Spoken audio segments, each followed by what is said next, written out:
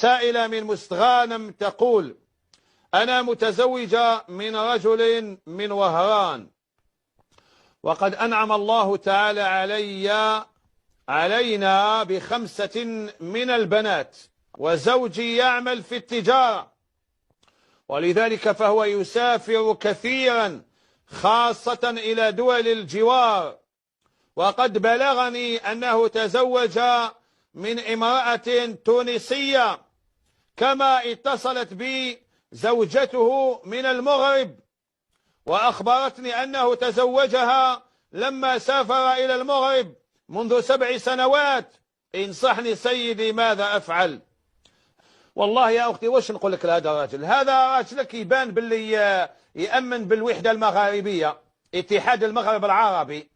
هاو كبر حياته كاع ما يهضروا له المغرب العربي، اتحاد المغرب العربي، اتحاد المغرب العربي. ما لا راجلك راح يطبق في الواقع، ما يحبش الشعارات هذا الراجل. هاو دار زوجة في الجزائر، وزوجة في تونس، وزوجة في المغرب. الله يبارك، الله يعاونه ويزيد له. واش نقول له؟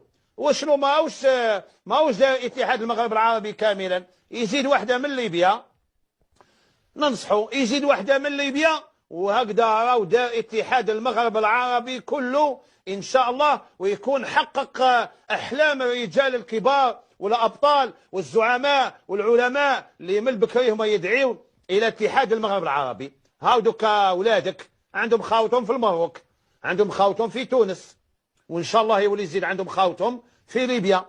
وما تتبعيش هذه الافكار الابليسيه. نواجهوا بالحقيقه ولا نروح نطلق؟ واش تطلقي ب5 بنات وتضيعيهم؟ وراجلك يسبع الله يبارك راهو يكثر في الامه الاسلاميه. خليه